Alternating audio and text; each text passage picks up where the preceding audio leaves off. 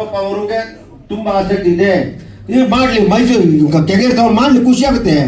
ಅಭಿಮಾನಿಗಳು ಪೂಜೆ ಮಾಡ್ತಾರೆ. ನಾನೇ ನನ್ನ ಮನಸ್ಸಿಗೆ ಇವತ್ತು ನಾನೇ ಮೈಸೂರಿಗೆ ಹೋಗಿಲ್ಲ ಅಂದ್ರೆ ಬೇರೆ ಆಗ್ತಾರೆ. ನಿಜವಾದವರು ಕಣ್ಣೀರಾಗ್ತಾರೆ ಅಭಿಮಾನಿಗಳು. ಅಂತ್ಯಕ್ರಿಯೆ ಜಾಗ ಬೇಕು ಅಂತ ಕೇಳ್ತಾ ಇದೀವಿ ಹೊರತು ಬೇರೆ ಉದ್ದೇಶ ಇಲ್ಲ.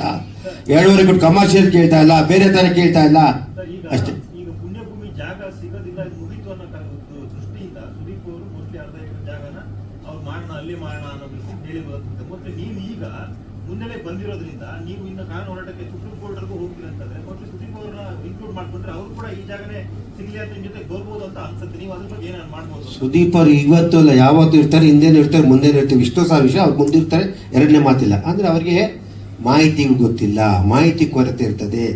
ಪಾಪ ಅವರು ಕಲಾವಿದರವ್ರನ್ನ ನಾವು ಬಿಸಿ ಕೇಳೋಕ್ಕಾಗಲ್ಲ. ಯಾರು ಓದೋರು ಹೇಳ್ಬೇಕಾಯ್ತು, ಅಟ್ಲೀಸ್ಟ್ ಕಾನೂನು ಹಿಂಗಾಗಿದೆ ಅಂತ ಹೇಳ್ಬೇಕಾಯ್ತು. ಪಾಪ ಅದಕ್ಕೋಸ್ಕರ ಅವರು ಯಾವತ್ತು ಈ ವಿಷಯದಲ್ಲಿ ಮುಂದಿರ್ತಾರೆ ಅಂತ ಹೇಳಿಕೆ ಅವರು ತರ.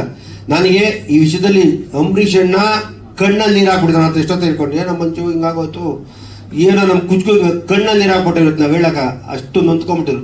ಅವ್ರು ಹೋದ್ಮೇಲೆ ಅಂಬರೀಷ್ ಅಣ್ಣ ಇನ್ನೊಂದು 10-15 ವರ್ಷ ಇರೋರು ಎದ್ಕೊಬಿಟ್ಟು ಇಟ್ಟೋಗೊತ್ತಿಗೆ ಅವ್ರು ನೋವು ತಡೆದಾಗ ದಿನ ಏನಾಗಿ ಮನೆ ನೊಂದು ಸರ್ಕಾರ ಹೆಂಗಾಗೋದು, ಈ ರೀತಿ ಮಾಡ್ತು, ಈ ರೀತಿ ಬಾಲಕೃಷ್ಣ ಮಕ್ಕಳ ಕೈಕೊಬಿಟ್ರು, ಹಿಂಗೆಲ್ಲ ನೊಂದೋಗ್ಬಿಟ್ರು ಅವರು. ನಿಜವಾಗ್ಲು 2008 ತೀರೋಗ್ಬಿಟ್ರು. ನಮ್ಗೆ ಇವತ್ತು ಅವ್ರನ್ನೂ ಕಳ್ಕೊಂಬಿಟ್ಟು ಹೋಗುತ್ತೆ. ಅಭಿಮಾನಿಗಳು ಕೆಲವರು ಏನಂತಾರೆ, ಬಾಯಿ ಮಾತಾಡಬೇಡಿ, ನಿಜವಾಗ್ಲೂ ನಿಮಗೆ ಸತ್ಯಾಂಶ ಗೊತ್ತಿಲ್ಲ, ಅದರಿಂದ ಯಾರಿಗೂ ಇಲ್ಲ. ನನಗೆ ಶ್ರೀನಿವಾಸ್ ಅವರು ಮೇಡಮ್ ತಮ್ಮ ಪ್ರಶ್ನೆ ಗೊತ್ತಿಲ್ಲ. ಶ್ರೀನಿವಾಸ್ ಅವರು ಮೊನ್ನೆ ನಾನು ಅದಾದ ತಕ್ಷಣ ನೆಕ್ಸ್ಟ್ ಡೇ ಫೋನ್ ಮಾಡಿದೆ, ನನಗೆ ದಾಖಲೆಗಳು ದಯವಿಟ್ಟು ಕೋರ್ಟ್ಗೆ ಹೋಗಿ ಏನಿದೆ ದಾಖಲೆ ಕೊಡಿ ಅಂದಾಗ ನಾನು ಇವತ್ತು ಯಾವ್ದಾರು ಇದ್ದೀನಿ ಕೊಡ್ತೀನಿ ನೆಕ್ಸ್ಟ್ ಡೇ ಅಂದರು. ಪಾಪ ಅವರು ಅವ್ರು ಯಾವುದೋ ಪಿ ಸಿ ಇದ್ರು. ಆಮೇಲೆ ಅವ್ರು ಇನ್ನೂ 2 ದಿನ ಕೊಡ್ದಲ್ಲ, ಇದಕ್ಕೆ ನಾನು ರಾಜಗೌಡ್ರು ಮಾಡಿದೆ. ಯಾಕೆ ನಾನು ಡಿ ಸಿ ಹತ್ರ ಎಸ್ ಹತ್ರ ಕರ್ಕೊಂಡೋಗಿ ರಾಜಗೌಡ್ರು ಏನಾಗಿತ್ತಪ್ಪ ಕಂಪ್ಲೀಟ್ ದಾಖಲೆ ಕೊಟ್ಟರು. ಇದಕ್ಕೆ ಯಾರಿದ್ದಾರೆ ಲಾಯರ್ನ ಅವಾಗ ಲಾಯರ್ ಬಿಡ್ಬೋದು. ಅದಕ್ಕೆ ಹೇಳಿದೆ, ನಾನು ಮೊನ್ನೆ ಯಾವಾಗ ಕೋರ್ಟ್ಗೆ ರೀಸಬ್ಮಿಟ್ ಅಪ್ಲಿಕೇಶನ್ ಮಾಡಿದೆ ಅಲ್ಲಿ ಗಂಟ ಮಾತಾಡಬಾರ್ದು. ನೆನ್ನೆ ಪ್ರೆಸ್ ಮೀಟ್ ಮಾಡಿದ್ರೆ ನಮ್ಗೆ ಗೊತ್ತಿರಲಿಲ್ಲ, ನಾನು ಹೇಳ್ತಿದ್ದೆ ಬನ್ನಿ ಅಂತಿದ್ದೆ. ನೆನ್ನೆ ಅವ್ರು ಪ್ರೆಸ್ ಮೀಟ್ ಮಾಡಿ ಜಾಗ ತಗೊಂಡು ಖುಷಿ ಆಯಿತು. ಅದರಿಂದ ನಾವು ಇಲ್ಲಿ ಯಾರು ಪೈಪೋಟಿ ಇಲ್ಲ. ಇಲ್ಲಿ ಒಬ್ಬ ನಾಯಕ ವಿಷ್ಣುವರ್ಧನ್ ಅವರ ನೇತೃತ್ವದಲ್ಲಿ ಅವರ ಸಮ್ಮತಿಯಲ್ಲಿ ನಾವೆಲ್ಲ ಕೊಂಬೆಗಳು, ಮರಗಳು, ಎಲೆಗಳು ಅಷ್ಟೇ ಹೇಳಕ್ಕೆ ಇಷ್ಟ.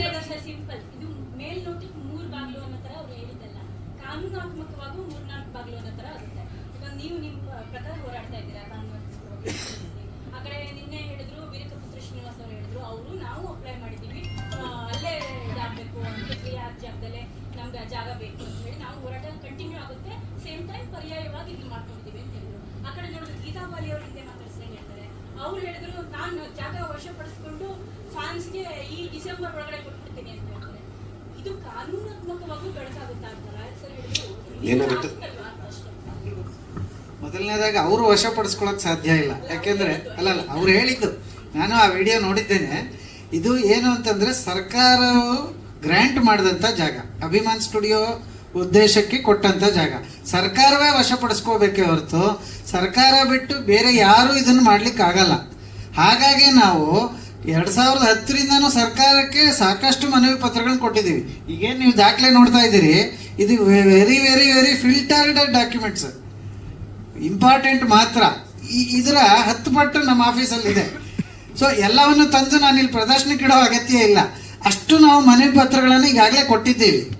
ಆದರೆ ಸರ್ಕಾರದ ಎಲ್ಲೋ ಒಂದು ಕಡೆ ರಾಜಕೀಯ ಹಿತಾಸಕ್ತಿಯು ಅಡಗಿದೆ ಅಂತ ನನಗನ್ಸುತ್ತೆ. ಯಾಕೆಂತಂದರೆ ರಾಜಕೀಯ ಇಚ್ಛಾಶಕ್ತಿ ಬೇಕು ಏನೇ ಮಾಡಬೇಕಾದ್ರು. ಬಹುಶಃ ಅವ್ರಿಗೆ ಅನಿಸಿರ್ಬೋದು, ಇದು ಮಾಡೋದ್ರಿಂದ ಅವ್ರಿಗೇನಿಲ್ಲ ರಾಜಕೀಯವಾಗಿ ಲಾಭ ಆಗಲಿಕ್ಕಿಲ್ಲ ಅಂತಲೂ ಅನಿಸಿರ್ಬೋದು. ಅದು ಅವರೇ ರಾಜಕೀಯದವರೇ ಅಥವಾ ಸರ್ಕಾರದ ಈಗಿನ ಮುಖ್ಯಸ್ಥರುಗಳು ಅದಕ್ಕೆ ಉತ್ತರ ಕೊಡಬೇಕೇ ಹೊರತು. ಯಾಕಂದ್ರೆ ನಾವು ಇದನ್ನು ಎಲ್ಲ ರಾಜ್ಯಗಳ ಎಲ್ಲ ಮುಖ್ಯಮಂತ್ರಿಗಳು, ಎಲ್ಲ ಪಕ್ಷಗಳ ಎಲ್ಲ ಮುಖ್ಯಮಂತ್ರಿಗಳು ಬಂದಾಗಲೂ ನಾವು ಅಪ್ರೋಚ್ ಮಾಡಿದ್ದೀವಿ. ಇದು ಕೇವಲ ಸಿದ್ದರಾಮಯ್ಯ ಅವ್ರಿಗೋ ಅಥವಾ ಯಡಿಯೂರಪ್ಪ ಅವ್ರಿಗೋ ಕೊಟ್ಟಿರೋದಲ್ಲ.